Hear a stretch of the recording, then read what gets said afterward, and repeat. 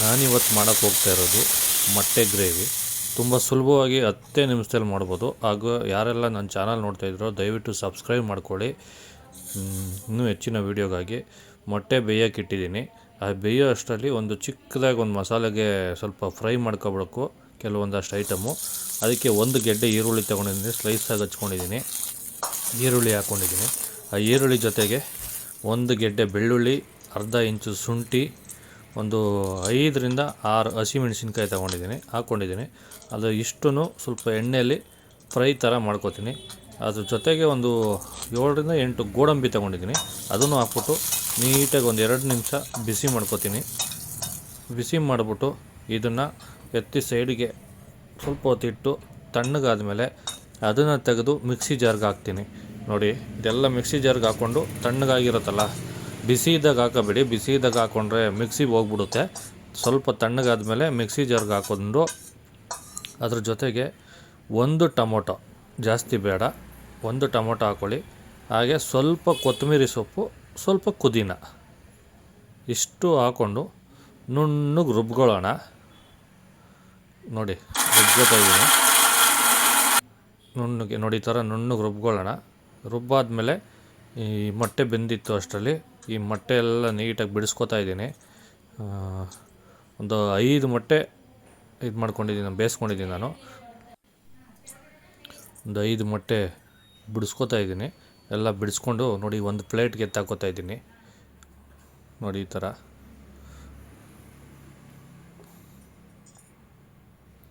ಈಗ ಮತ್ತೆ ಆ ಬಾಣಲಿ ಸ್ವಲ್ಪ ತೊಳ್ಕೊಂಡು ಅದೇ ಒಂಚೂರು ಎಣ್ಣೆ ಹಾಕ್ಬಿಟ್ಟು ಆ ಎಣ್ಣೆಗೆ ಮೊಟ್ಟೆ ಬಿಡಿಸ್ಕೊಂಡಿದ್ನಲ್ಲ ಅದನ್ನು ಹಾಕಿ ಒಂದು 1/4 ಸ್ಪೂನಷ್ಟು ಚಿಲ್ಲಿ ಪೌಡ್ರ್ ಹಾಕ್ಬಿಟ್ಟು ಆ ಎಣ್ಣೆಯಲ್ಲಿ ಸ್ವಲ್ಪ ಆಡಿಸ್ಕೊಳ್ಳೋಣ, ಡ್ರೈ ಥರ ಮಾಡ್ಕೊಳ್ಳೋಣ.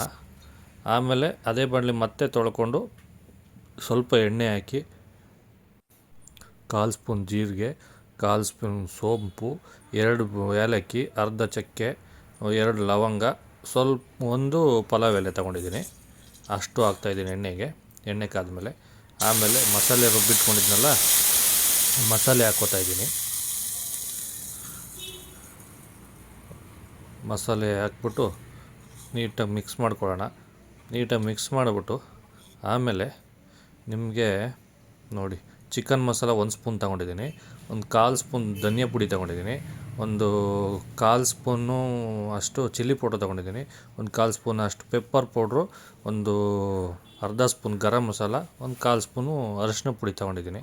ಇಷ್ಟು ಮಸಾಲೆಗೆ ಹಾಕ್ಕೊಂಡು ನೀಟಾಗಿ ಮಿಕ್ಸ್ ಮಾಡಿಬಿಟ್ಟು ಒಂದು 2ರಿಂದ 3 ನಿಮಿಷ ಬೇಯಲಿ.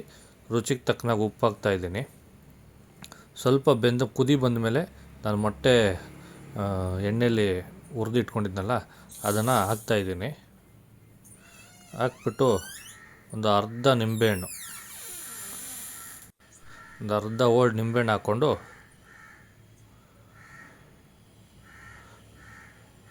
ಅದ್ರ ಮೇಲೆ ಮುಚ್ಚಿಬಿಟ್ಟು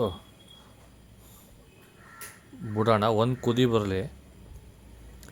ಒಂದು ಕುದಿ ಬಂದ ಮೇಲೆ ತೆಗೆದುಬಿಡೋಣ. ತೆಗೆದ್ಬಿಟ್ಟು ನೋಡಿ, ಒಂದು ಕುದಿ ಬಂದಿದೆ ನೋಡಿ, ಈ ಥರ ಗಟ್ಟಿಯಾಗಿ ಬಂದಿದೆ. ಆರಾಮಾಗೆ ಚಪಾತಿಗೆ, ಪರೋಟಾಗೆ ಅಥವಾ ರೈಸ್ಗೆ ಅಥವಾ ಬಿರಿಯಾನಿ ಮಾಡಿದ್ರೆ ಬಿರಿಯಾನಿಗೆ ಎಲ್ಲದಕ್ಕೂ ಗ್ರೇವಿ ಆಗುತ್ತೆ, ತುಂಬ ಚೆನ್ನಾಗಿರುತ್ತೆ. ಹಾಗೆ ಇಲ್ಲಿವರೆಗೂ ಯಾರೆಲ್ಲ ನನ್ನ ವೀಡಿಯೋ ನೋಡಿದ್ರೋ ದಯವಿಟ್ಟು ನಾನು ಮತ್ತೊಂದು ಸಲ ಬಿಡ್ಕೋತಾ ಇದ್ದೀನಿ, ನನ್ನನ್ನು ಫಾಲೋ ಮಾಡಿ, ಸಬ್ಸ್ಕ್ರೈಬ್ ಮಾಡ್ಕೊಳ್ಳಿ. ಇನ್ನೂ ಹೆಚ್ಚಿನ ವೀಡಿಯೋಗಳು ಹಾಕ್ತೀನಿ. Thank you friends.